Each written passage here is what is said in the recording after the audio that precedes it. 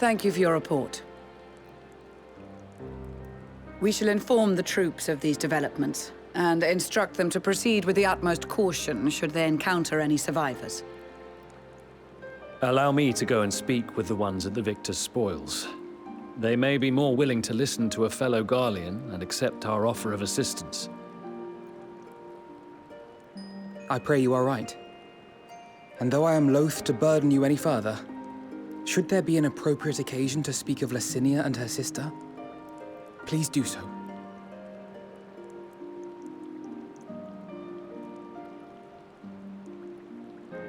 I am sorry to have put you through this. My distress is nothing compared to their suffering. So tell me, what else have we learned?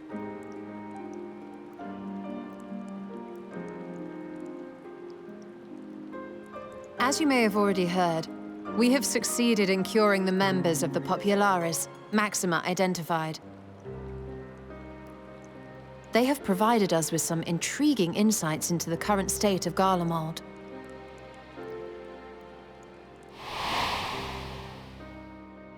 The assassination of Emperor Varus was the catalyst for the civil war. Nerva declared his claim to the throne, and his opponents refused to recognize it. Fighting broke out in the capital, where Nerva's Third Legion clashed with the First, who remained loyal to Varus even after his death. Of course, even Imperial warmongers would balk at the idea of turning their shining city into a battleground. Like burning down the wood to spite the wasps. Neither side would be so mad.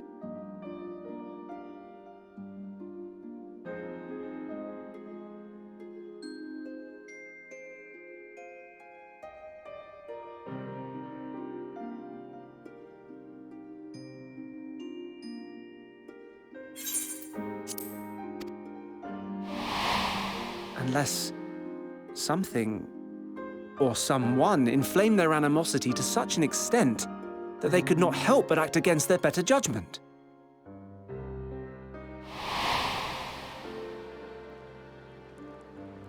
It brings to mind events at the Gimlet Dark, does it not? The Emperor's sudden withdrawal from the front lines, specifically. Nerva and his father, Titus, Varus's then political rival, took advantage of rumors that Crown Prince Zenos had been possessed by a demon. Elidibus, what better way to disparage your enemies than with the truth, or a close enough approximation? Indeed. But before their accusations could be substantiated, many of Titus's followers were silenced. While some were merely stripped of their status, others died under curious circumstances. One after another, suddenly and suspiciously. Again, Elidibus. Like as not, he had a hand in it. No evidence was found to implicate Varus, certainly. Nevertheless, Titus, Nerva, and the Third Legion would have judged it a brazen attempt by the Emperor to rid himself of his political enemies. And then, in the midst of this growing turmoil, Varus Sosgalvus is murdered.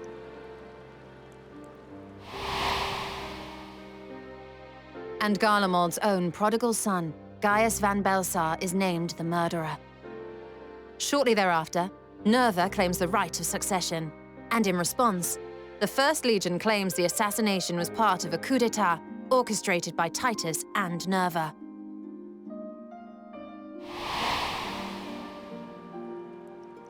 So no one is at fault, and everyone else is to blame. I should add that both parties received substantial financial backing, presumably to provide them with the means and encouragement to pursue a swift victory, and that these contributions came from the self-same benefactor. I'd heard House Brutus had been filling the Third Legion's coffers, but the First as well. It would seem so. Though the Populares determined that the First Legion received funds from a variety of organizations, all had connections to House Brutus. So Fandaniel, in the guise of Asahi, was playing both sides against each other the entire time. The information we gained from my friends does not end there. One night, shortly after fighting broke out, the capital was shaken by an immense tremor. From that point onward, they have no memories, no recollection of any events, including our clash on the Magna Glaciers. But when asked about the Imperial Palace and its bizarre transformation, they somehow recall Emperor Varys giving them orders in their dreams. May the Tower of Babil stand as testament to the glory of Garlemald. This sounds awfully familiar. We have something to show you all.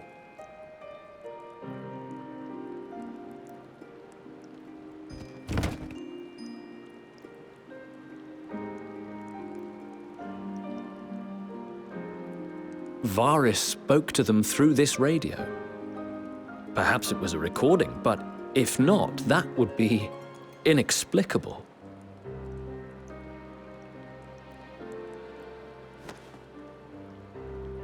We are of one mind, then.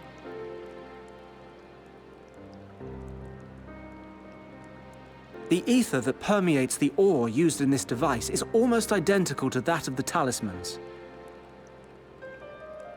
I see it.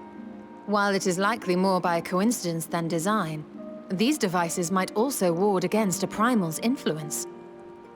A picture is beginning to form. If the tremor felt throughout Garlemald was a wave of ether emitted by a primal, then while those within range would have been tempered, those huddled around a radio desperate for news concerning the Civil War would have been spared. No wonder Licinia kept it close. My friends, I must speak with you. A young man was caught trying to steal our supplies. He is a soldier of the Iron Men, we think, but one who has not been made thrall. Thankfully, Magni restrained him before blood was spilled.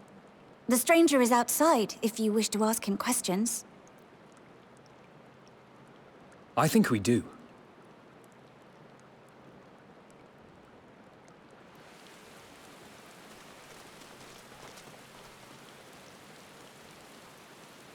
Who do we have here?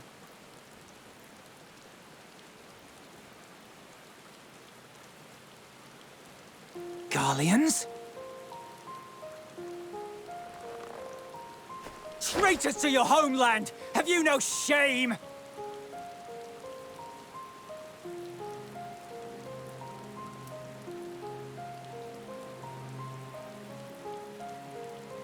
I am Lucia Junius, a Temple Knight of Ishgard. And you are? Jullus Pier Norbanus. And that's all you invaders will get from me. We are not here to invade Garlemald. Far from it. Like you, our allies in Eorzea and the Far East fight in defense of their lives and their loved ones even as we speak. But it is the people of Garlemald who have suffered most. This we know. And that is why we have come to offer you our aid, that we may unite against our common foe.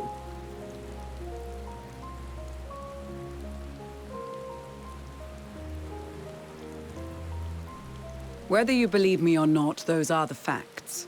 Now, answer me this. Why would a proud soldier of the Empire be reduced to stealing?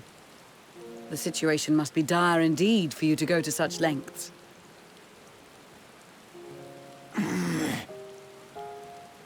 If it is supplies you seek, we would gladly share ours, or turn a blind eye while you leave with your spoils. I will not negotiate. My commander will determine how to deal with you and yours. If you wish to treat with him, I will take you, but no more than 3.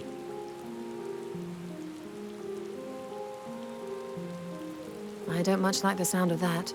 But if we do accept his proposal, I suggest the 2 of us and...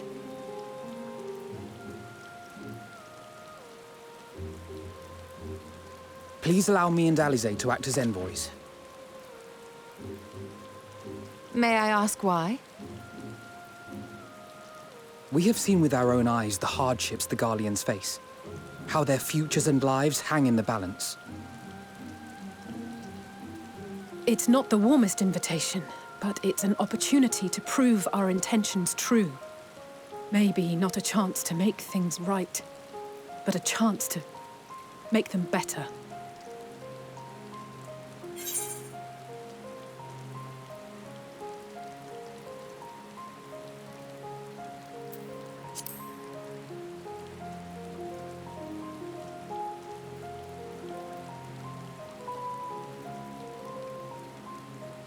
I can see that persuading you otherwise is a lost cause, but you will proceed with the utmost care.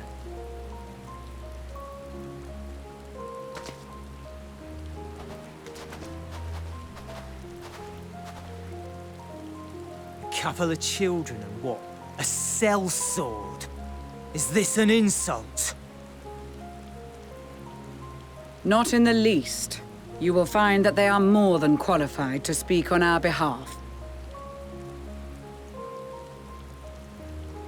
There are many dangers on the road ahead. I will need that back.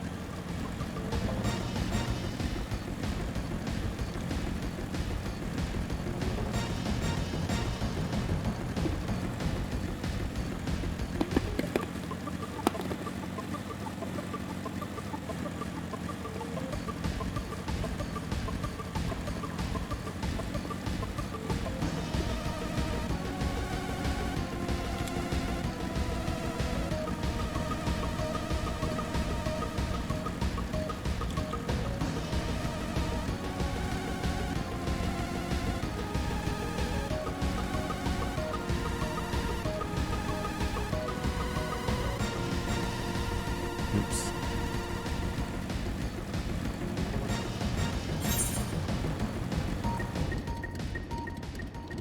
I passed it way over.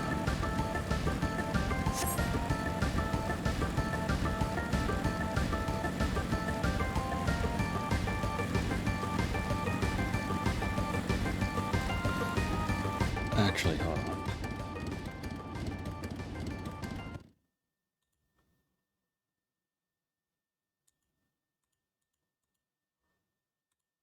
Oops.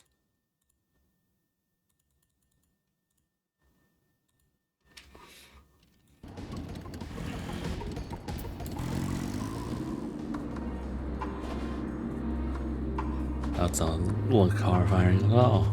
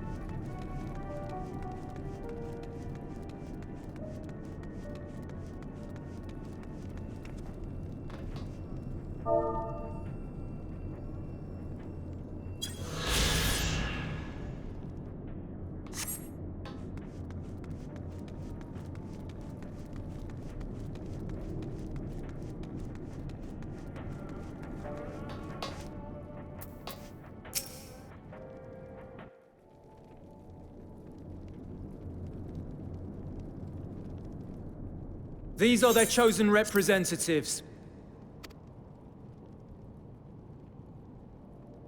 Very well. Let us hear what they have to say. Yes, sir.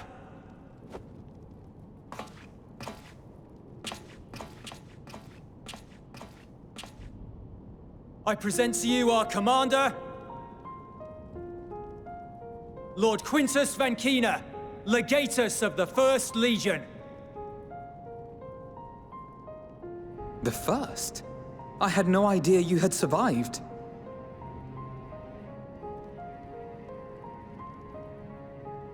We lost our Emperor, our city, more than half our troops. For my wounds, I may never take the field again.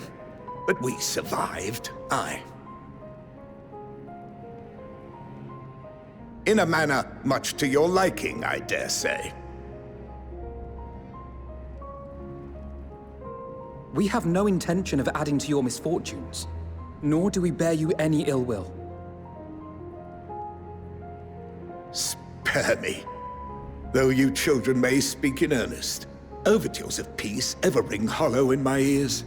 So long as man stands to profit from his neighbor's suffering, war is inevitable.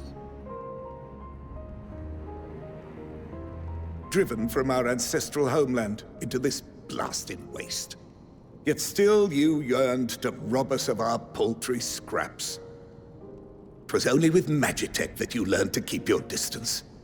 Though we knew it was only a matter of time before you regrouped and returned. Conquest and empire were our only defenses. Emperors Solus and Varys understood this, and through their campaigns saw us grow and prosper. Much blood has been spilled in Garlemald's name, aye. But if it is a choice between yours and mine, then it is hardly a choice at all. I do not deny that a great many conflicts throughout history were driven by the desire or necessity to gain by another's loss. That is not why we are here. Nor have we come to petition your aid in the war with the Telophoroi, grave though that threat may be. Our purpose is simply this. We wish to help you. Let us help you. If there is aught that can be done to ease your plight, we would be glad to do it. Perhaps you would.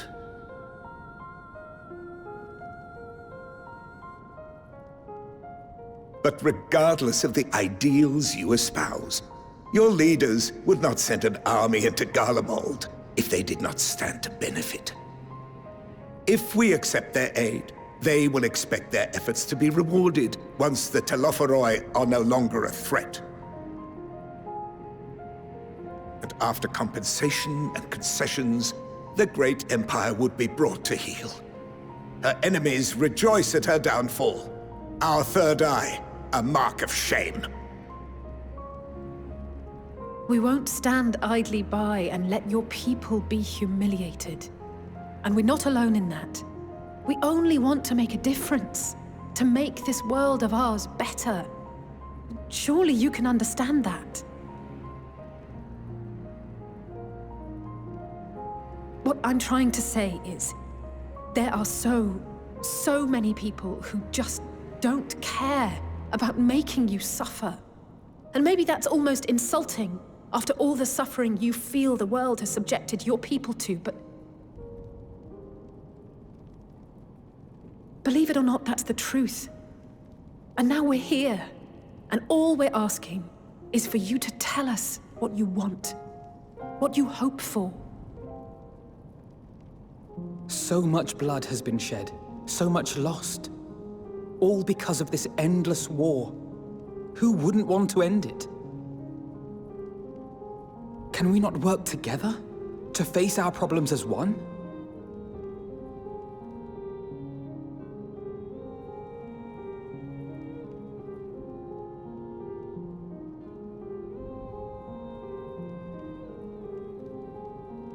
Answer me this, young peacemakers. If a world without conflict is your desire, Why reject the unity and prosperity of Garlemald?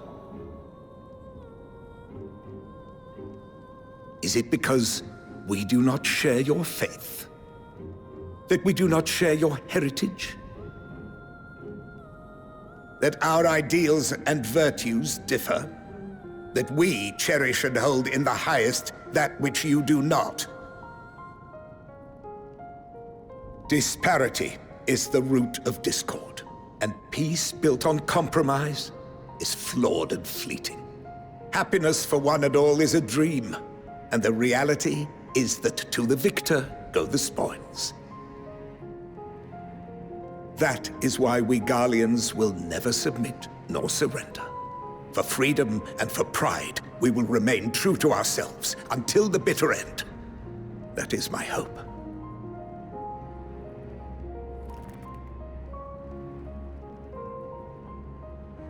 It seems there is nothing more to say on the matter.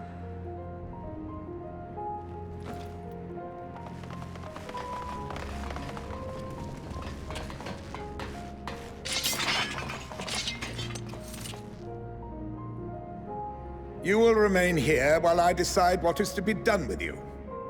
Do not be alarmed. No harm will come to you if you cooperate.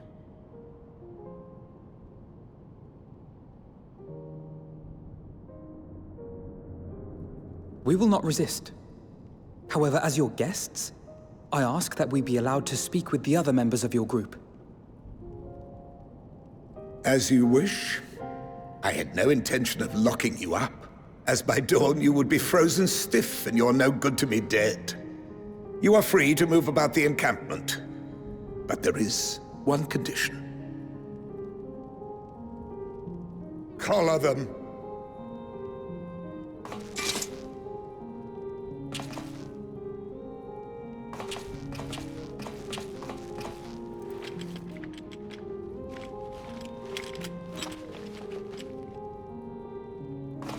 What are these?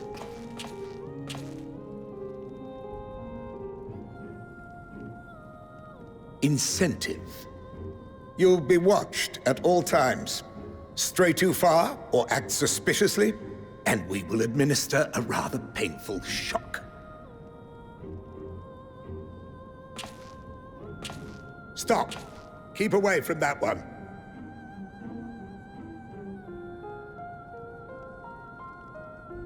The champion of Eorzea is not so easily cowed.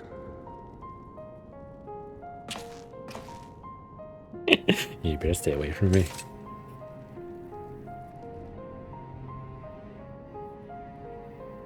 Even if she allowed herself to be collared, the shock would be no more than an itch. No.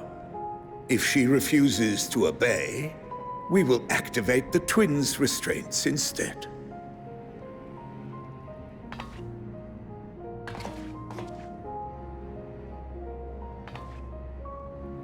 You needn't worry about us. We'll forget we're even wearing them soon enough. Even now, you still... Why go to such lengths? What is it all for?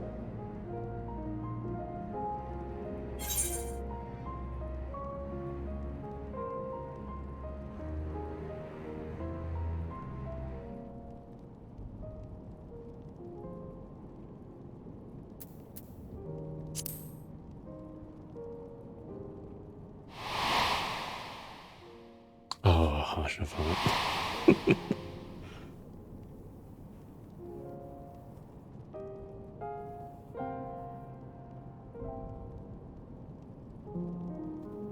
You are a curious one.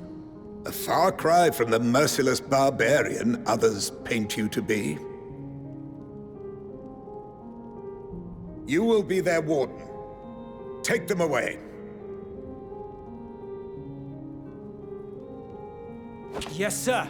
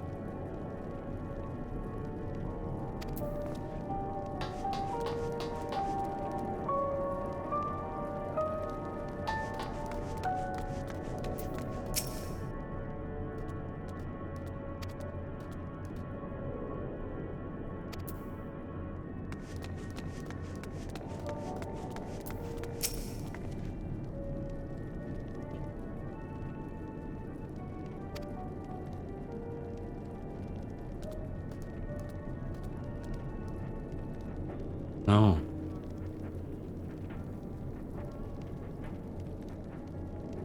Praetoria.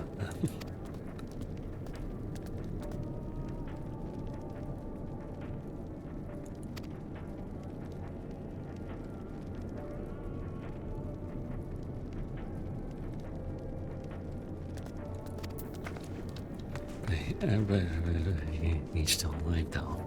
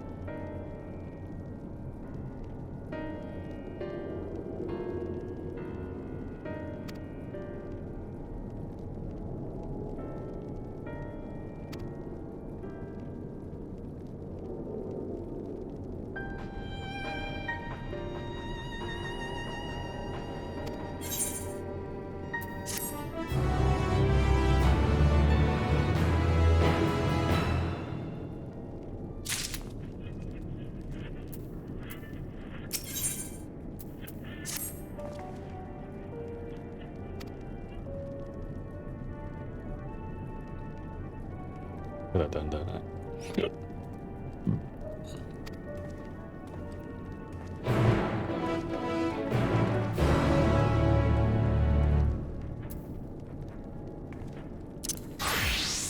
You know, I'll level up my Dark Knight because I'm same level.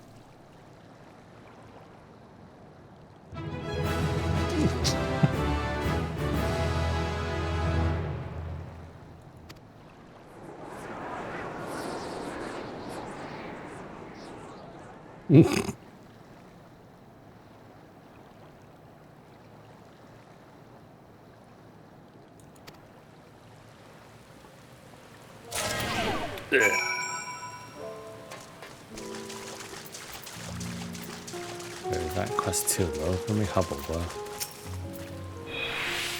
80. 80.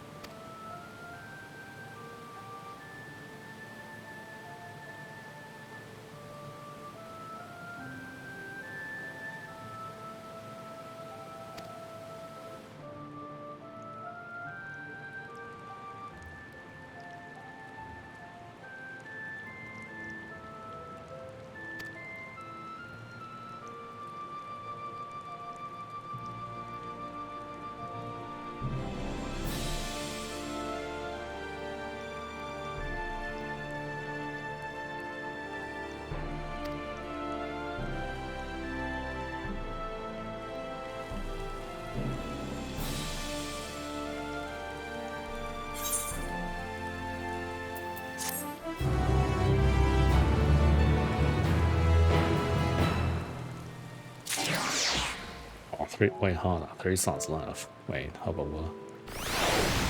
Hold on. Oh, wow, that is. Wait, hold on. How about who? Oh, how about what? Oh.